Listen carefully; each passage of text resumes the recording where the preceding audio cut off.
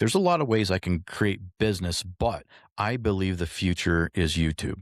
So I started talking to hunters about 5 to 8 years ago, and they're like, and I'm asking them, hey, where do you watch your hunting shows? Where do you, and more hunters were kept telling me YouTube, YouTube, YouTube. I don't watch it on normal TV anymore. I don't watch the outdoor channel, the sportsman's channel. I watch YouTube. Hello and welcome to this week's episode of the Creators Hub podcast. Welcome to the conversation. I'm joined today by Kurt Belding. Kurt Belding is the owner of the Western Obsessions TV YouTube channel, as well as the auxiliary branding from beyond that.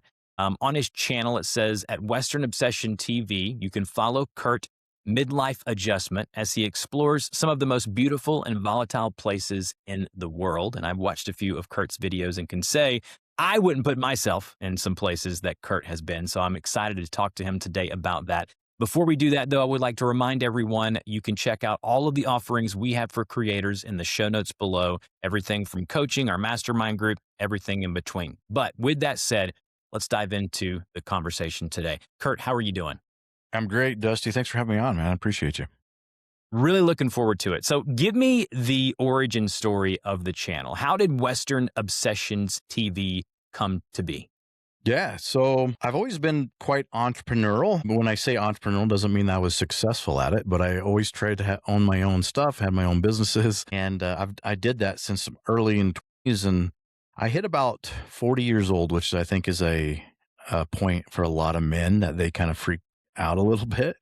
So I had my little freak out. I call it my midlife adjustment. I call it a crisis because it seems a little bit too much, but I had a big midlife adjustment, man, and I made a huge change in my life. I didn't really like how my life was shaping out. Didn't like my day-to-day stuff and how I was spending time in my life. So I just one day I chose, you know what? I had a bunch of little businesses, so I sold anything I could, made any kind of money out of it, of like selling my actual businesses to get out of them, closed businesses and just got rid of everything to be able to go on cool hunting adventures out in the most remote, craziest places that I can find. So I decided to document it, create a YouTube channel, and try to entertain people and share my experiences with other people. Yeah, I watched your most recent video, A Brush with Death, the grizzly hunt film. It was so intriguing, and I can see why it's performed so well. Um, you know, you mentioned having kind of like a midlife, you call it an adjustment. I am 39, so I'm 1 year away. And so I think I've already had mine. I think I've got some, my wife would say that I've already had mine. For me, the way I respond is start new things, like new businesses and new, that's just me. I've been that way since I was younger. It's like, how can I get my hands in different things? How can I start new podcasts? And I love the entrepreneurial side of YouTube. It's why I love having these conversations. When you first started and you started uploading your adventures, was it an instant or an immediate satisfaction? Did it satiate what you wanted as far as give you something with as far as direction?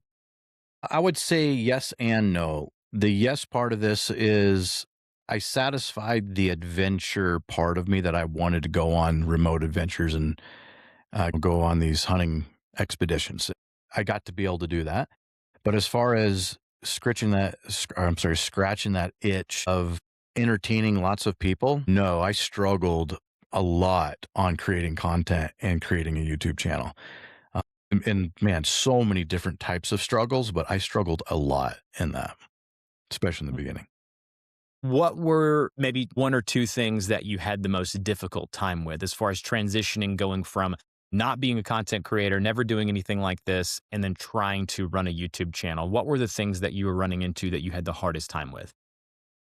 There's the technical part of it, of how to film these adventures, because it's not like I could just hire a high-end professional videographer and spend tens of thousands of dollars to have someone come follow me around and edit the way it needed to be edited. So I did a lot of this stuff myself, which was the self-filming out in the field, which is very difficult and which is a huge learning curve there. And then trying to figure out how to edit this to make it entertaining for someone, and then learning the platform of YouTube and all the psychological plays that come. I mean, that's actually down the road. For the first year or two, it was just the technical part of like, how do I even accomplish any kind of film and any kind of editing and upload? That was huge learning curve was the technical part, but then it's the psychological part too of now I'm trying to put myself out there for people to see. And there's a fear of judgment, right? Like, okay, I'm putting out videos and if no one likes it and no one watches it, oh man, that's the worst thing in the world, right? Like,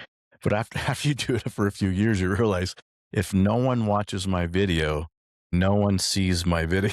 Like you don't have to worry about looking like an idiot, on a video or a piece of content, so yeah. Yeah, the technical side of it is interesting because you were probably presented with a lot of elements that a lot of creators are not going, to these remote places, trying to figure out how to get the gear there, how to capture it in the most high quality way to make the film the best it can be whenever you're done editing and you upload the video. And so that part of it is just kind of learning as you go, and you kind of learn what works for you and what doesn't. And we can definitely touch on that. But I'm more interested in kind of the psychological aspect of the comment you just made about no one watches your video, then that's fine. You just move on to the next. No one watches your video. How did you, someone who had no experience in this space, how did you get beyond that? How did you mentally tell yourself, okay, maybe it didn't give me the results I wanted view-wise or number-wise, but I learned something, or I can do something and apply it to the next video that I upload? What was your strategy as far as getting through that aspect of it? I think the thing I struggled with is the volume piece, is wrapping my head around how to do volume. And I still struggle with that even after 5 or 6 years of doing this. I still struggle with figuring out how to put long form content out on YouTube at volume. So that was probably the biggest thing, is like, okay, I'm going to do this. And then I do one video, and then 4 months later, I'm trying to get another video up, and that just doesn't work. And let's relate this to an entrepreneurial standpoint. As I know, growing businesses, it takes reps to learn, right? So whatever business you're in, you have to dig into it, and it takes you a long time of struggling in that business to learn the correct way to do the business. And then you could figure out scaling after that. So without the reps, you're not going to learn. And that was really kind of the moment that it clicked for me, is like, oh, I need to increase my volume, not to like try to get more views per, okay, if I got 100 views a video, if I do 10 of them, I got 1,000 views. That's not the point. The point of volume is to learn and to sharpen your skill level, right? And learn about what you're doing. So by increasing my volume and letting go of the ego of like, who cares what you look like? People are out there going and I get a lot of hate in a lot of my comments. I get a lot of anti-hunters that jump on and like give me death threats and whole bunch of stuff that I've over time learned how to let go. The first time I had a video go viral and got so much negative content on it and so many negative responses, it was really hard to deal with on a psychological level. And we can go down any road you want to go down here, Dusty. I know I'm throwing out a whole bunch of stuff, but on that psychological level is like getting over myself, getting over my ego, and realizing, well, I was successful in the past with business because of the volume I was putting in, and how fast do I want to learn this? So I need to increase my volume to learn. And that's really what happened. Did you, and have you put things in place to guarantee that you upload on a consistent schedule? You're not, your channel doesn't really play itself to, hey, I'm going to upload 2 videos a week or whatever. That's just not how these films work. When you're going out in these remote locations, you may only have 4 or 5 of those trips a year. And so for you, how did you lock in the cadence to where it was appropriate for your channel and doable for you on a level of still having a personal life and a professional life? Yeah. And I have other businesses that I need to worry about rather than creating content also. And I don't think I'm even doing it well today, to be honest with you. So, yeah, I think that, and it's been hard for me to structure myself. I've never been much of a structured person when it comes to that type of thing.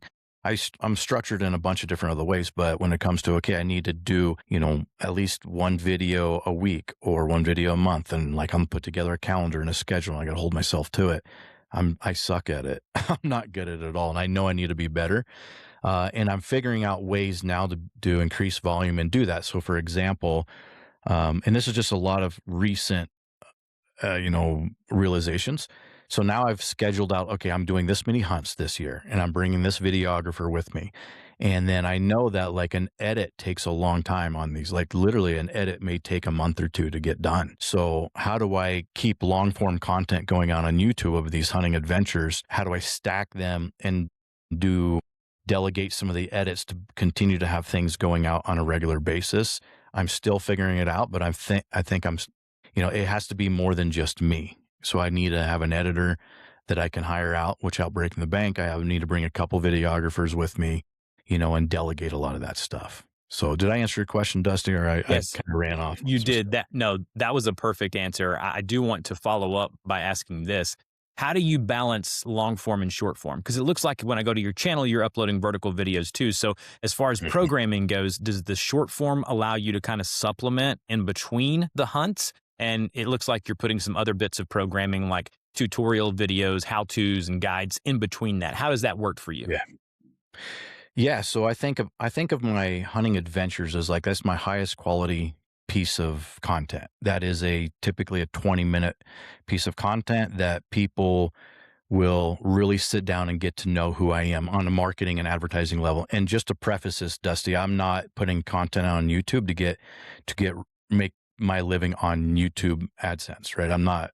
I make some money on it, but it's very little. And we can dig into that later too. But my long form 20-minute hunting adventures, that's my most quality piece of content. And I'm trying to get one out every other month. I have not hit that schedule yet, but hopefully this year I can get it. And then I do, when it's somewhat nice outside, I go outside and do some tutorial stuff the best that I can, which is another high quality piece because that's giving value to my audience.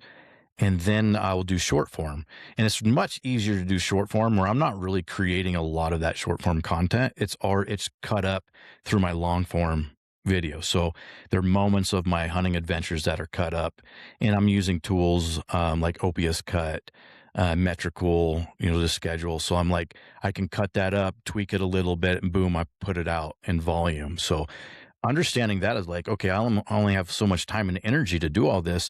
What are some good tools I can use to scale that? That has come in handy of recent too. Yeah, I think that looking at your channel and seeing that, these videos like the one that you just recently did a couple of months ago, the grizzly hunt film has performed so well for you. And you kind of have a template of knowing that, okay, a video I did a year ago, hunting the timber wolf, you did that video. These have hundreds of thousands of views. That is your tent pole content, and figuring out what other buckets of content fit on the channel and the different types of formats like short form and then long form, maybe throwing in a live stream here or there. I do want to ask you this, Kurt. What is something that you wish you would have known sooner? Like looking at where you are now, years into this journey on the YouTube side of things, what is something that you wish you knew personally earlier to where you might could have taken your channel, maybe successful even quicker? I think the number one thing is volume is key. And again, not to the standpoint of I need lots of volume for lots of views. It's more I need lots of volume to learn and to push myself, right? So like if I say, look, I want to have 20 videos a month out, I have to make some major decisions on how to execute that, right? So which is pushing me to figure out how to get resourceful and use tools to be able to do that.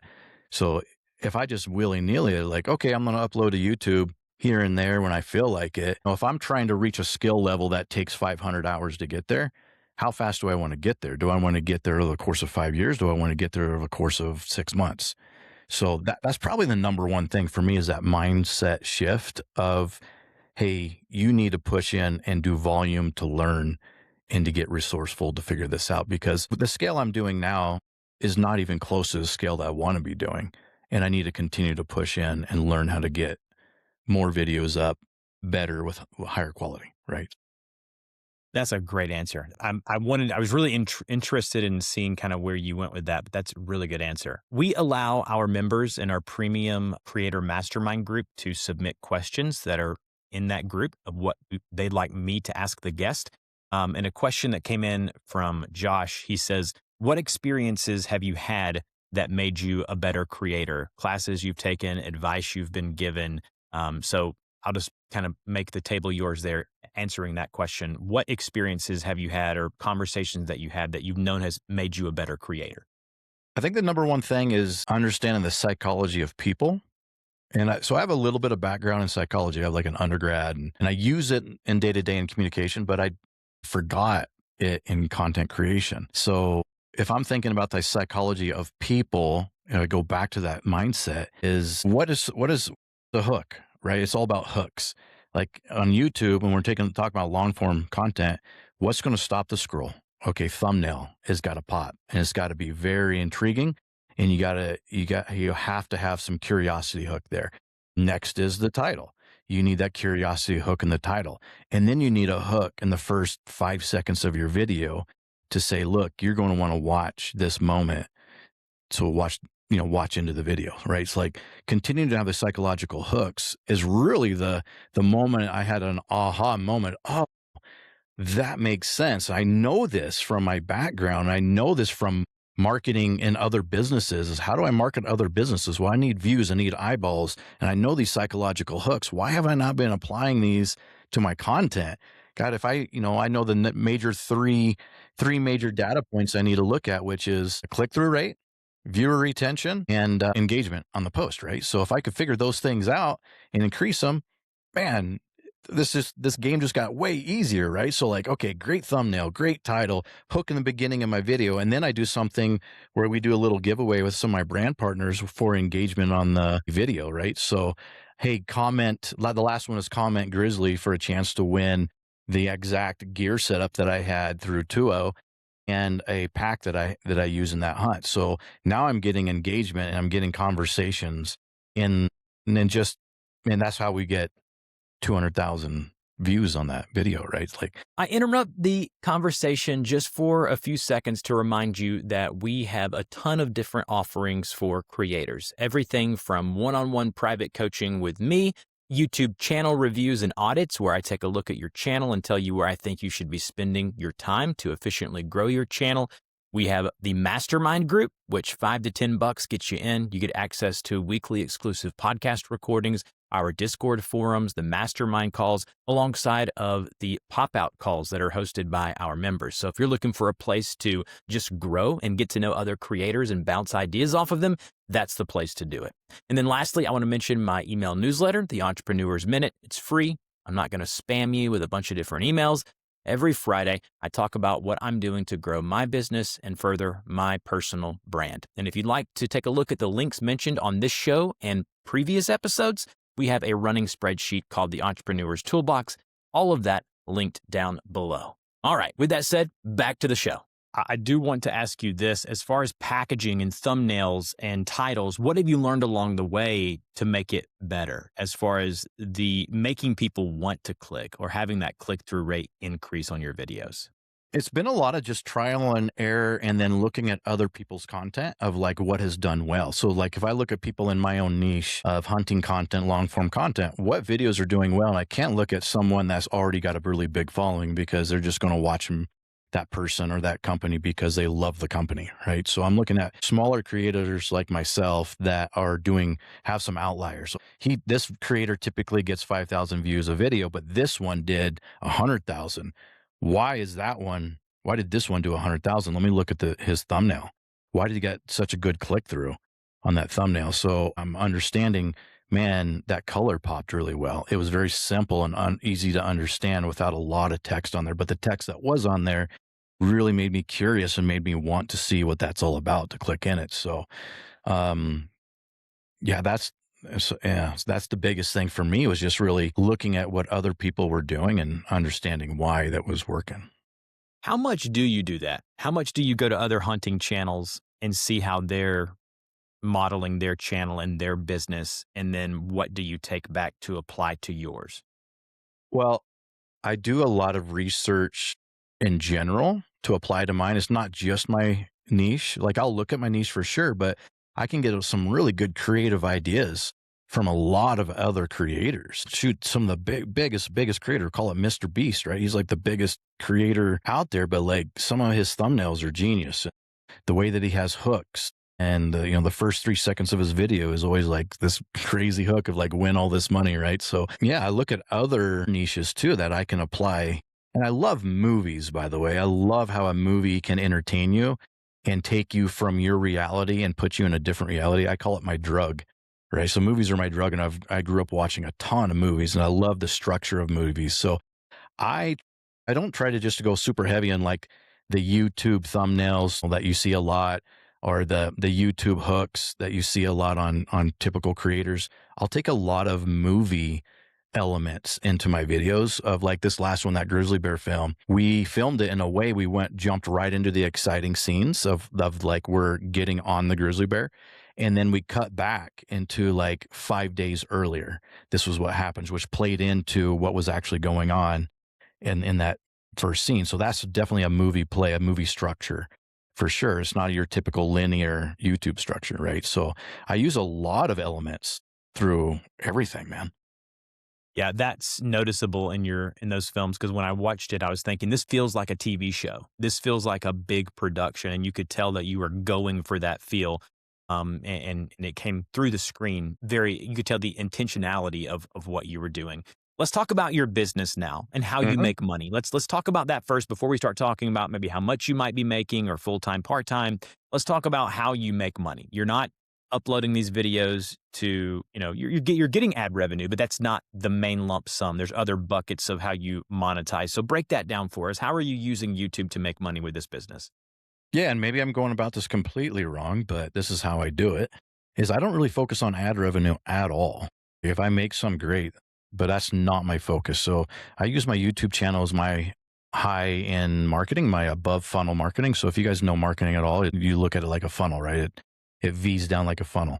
So as someone gets to be aware of you, that's what I use for social media and YouTube types of platforms. And what I sell is actually hunting consulting. So I'll connect a hunter with an outfitter, and we vet all these outfitters. That's the major part of my business. And that's where most of my revenue comes from. And I do make some revenue from brand deals, which comes right into YouTube of like, okay, we're getting this much exposure and we can do this content creation stuff. So there's really two major buckets that I make. Is I sell hunts to hunters, and then I make a little bit from brand deals, but I make very little from AdSense on YouTube. YouTube's more of my marketing funnel. So when you say you connect hunters to outfitters, that's you setting them up on the hunts that they see you go on. So they watch these videos. It may not be this exact hunt. They may not be hunting the grizzly bear like what you did in Alaska per se, but they watch this video and they think to themselves, oh man, I'd love to go on an adventure like that. And then they use you as the middleman from the YouTube video, and then you make some money from that. Is that correct? That's exactly right. And so for myself, I get to go on all these really super cool adventures, and I get to know these outfitters, and they're vetted. I know they're good. So when hunters are watching me, they know I have a booking agency, a hunting consultant agency. I'm building the authority in the space, and I'm building the trust in the space at the same time. So when they come to me and they say, Kurt, man, you go all over the world. What do you recommend for me to do? I say, hey, I know this outfitter, and I also have a team of like 8 other consultants. So we tap into all of their experiences out there too. So every outfitter that we would recommend someone, we've hunted with them, we've vetted them, we know it's a good experience. So it does not cost the hunter any money at all. We get a referral fee from the outfitter. So for like providing a service to this person is an amazing service. We do all the work for you, and we set you with the right outfitter. We have a great adventure, great experience. And you pay the outfitter. It doesn't cost you anything for our service.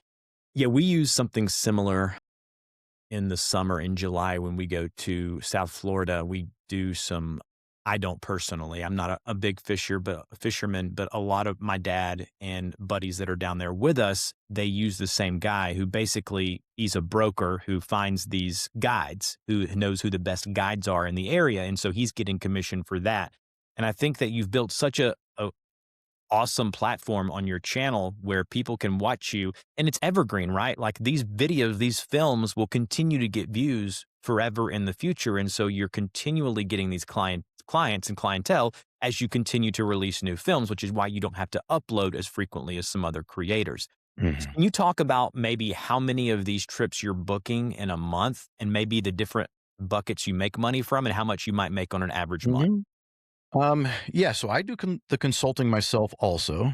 Then I have a team of 8 other consultants, and we sell anywhere from 20 to 50 hunts a month, and we make a small percentage of each hunt. So If my consultant books, they make 7.5%, and the 7.5% goes back to the company. So we charge the outfitter 15%. Average hunt deal is about $10,000. So we make about $1,500 per booking. So that consultant makes about $750 per booking on average. And a good consultant will do over $1 million a year in top end revenue. So take 7.5% times $1 million. So you're making, right around $80,000 a year for a decent consultant. For me as a business, so 7.5 comes back to the business, which goes into ad spend. It goes back into platforms and tools and Paying marketing. the videographers, paying all those guys. I make a small portion of that that actually goes to profitability. So I still need to do some selling. And then I'll take it to a next level of, if I like the outfit a lot and I think they do a great job, but most outfitters suck at communication with the client. They hate paperwork. They hate anything legal, contracts, bookkeeping. They suck at the business part. They just want to hunt. They just want to hunt. They just want to take the guys out hunting. That's what they're good at. So I'll partner with them and I'll take over everything they don't want to do. So now I'll own a portion of the business, which then at the end of the year, I'll get a profit sharing back on the business too.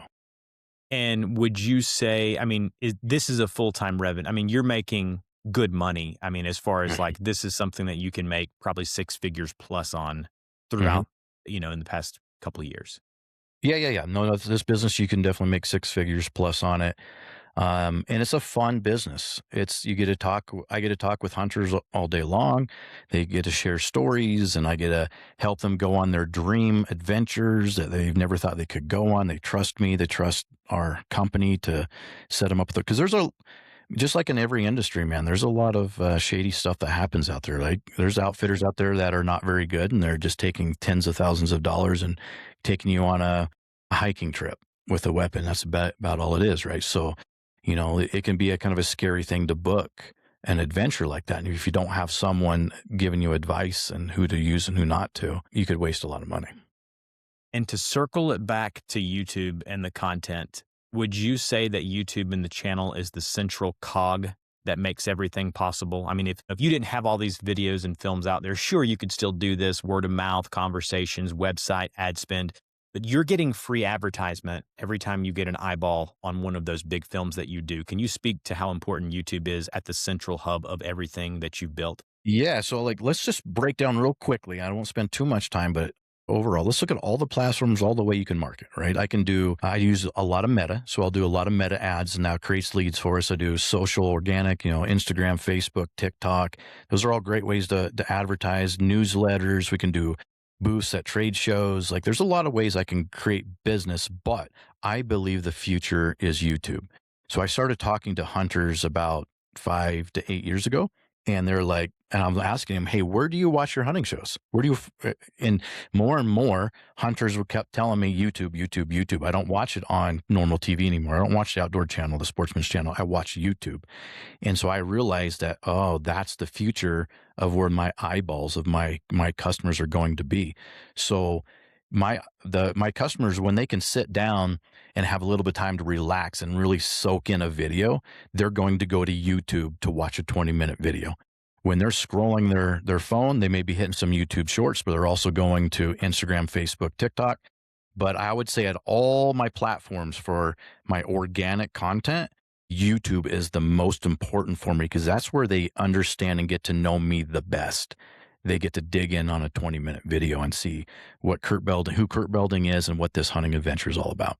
And then we take that video and we put it on our trip listings. So, we throw out these trip listings with pictures and text and information on them, and then they can click on it and go watch the video on YouTube and get to know that hunt really well, right?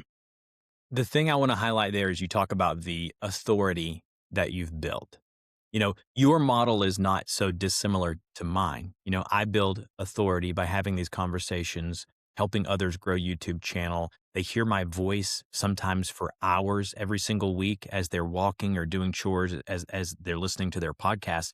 And then I convert them into, free newsletter, email addresses. And then maybe they join my mastermind group, and then maybe they hire me to be their coach, right? Or consultant. And so that's kind of the same model as far as what is the top end of the funnel. And for me, it's the podcast, right?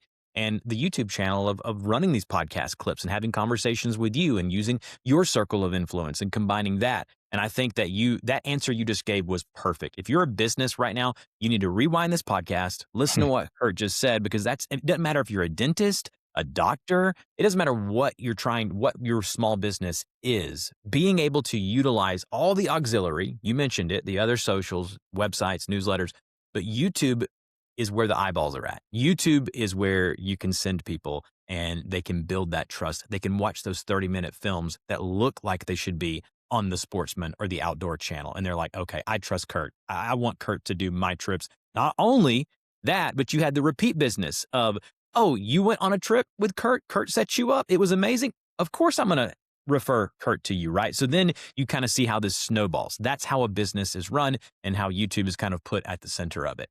The final question I want to ask you, Kurt, is what is next? What part of the YouTube side of things are you looking? You mentioned trying to up the quantity while keeping the quality the same. What is next for you in the YouTube channel to take your business even to the next level? My mindset needs to go from, hey, I need to get content out to continue to have top funnel, to I need to dominate my space. So I need to have more of I need to dominate my space. What's it going to take for me to dominate this hunting space, right? And there's a lot of big YouTube channels out there, but the one thing that what's, if I'm looking at it, I need to create more content, higher quality at a better psychological level. I just need to get better and do more. That's awesome. Guys, we've been speaking with Kurt Belding from the Western Obsessions TV YouTube channel. A lot of great stuff throughout this conversation. I'd recommend go back and take notes and listen. Look at the show notes. Don't forget to check out all the things that we offer to creators. I'll also put some links down there to where you can connect with Kurt through his YouTube channel and his website. Maybe you're a hunter, maybe you're not. You just want to chat with him about YouTube stuff. I'm sure he'd be open to that as well. So Kurt, thanks again for joining us today. Thanks, Dusty. Appreciate you. And that's a wrap on this week's episode of the Creators Hub Show. Don't forget to check Kurt out if you haven't already. I'll link below all the different offerings that we have for creators, everything from our private one-on-one coaching, our mastermind group with mastermind calls, exclusive podcasts, as well as our YouTube channel reviews and audits. If this show is something that's helped you, do something that's absolutely free. Subscribe to the podcast wherever and however you consume your podcast, as well as two other things. Leave us a review. And if you know someone who would be a great fit for this podcast, there's a Google form on my website. Fill it out and connect me with those creators. And with that said, we'll talk to you guys next week.